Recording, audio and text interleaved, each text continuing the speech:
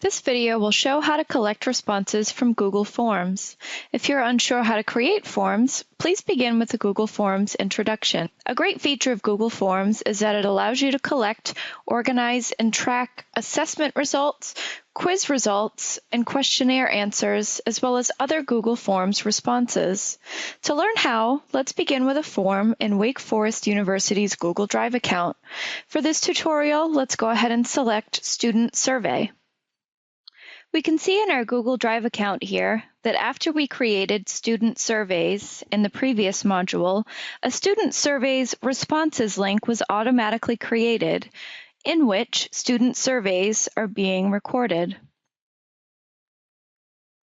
The student surveys responses are being recorded in a spreadsheet-like format, similar to what you'd see in Microsoft Excel.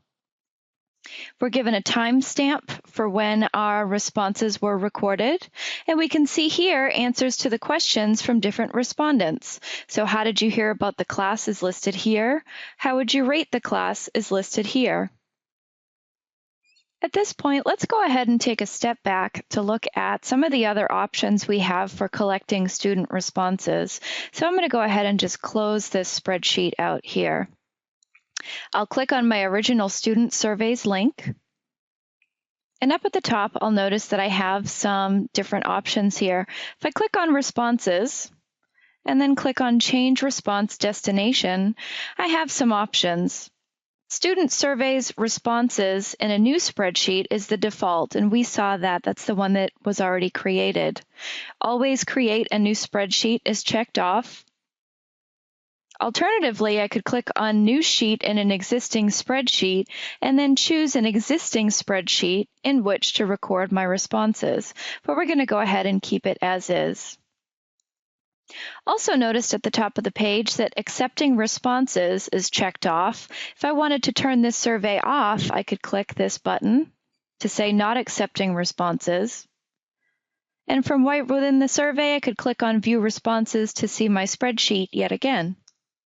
Let's go ahead and click on View Responses to go over some of the options we have for saving our student responses here. I'll come up to File and then choose Download As to save the student responses in a number of different formats. Microsoft Excel would, of course, save this as a Microsoft Excel spreadsheet, which actually allows you to save 400,000 line items of data.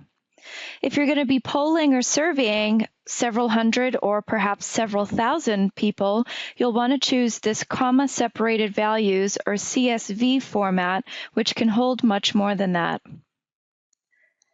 My responses will now show up down here, and I can open this CSV file at a later time for analysis. And that's it.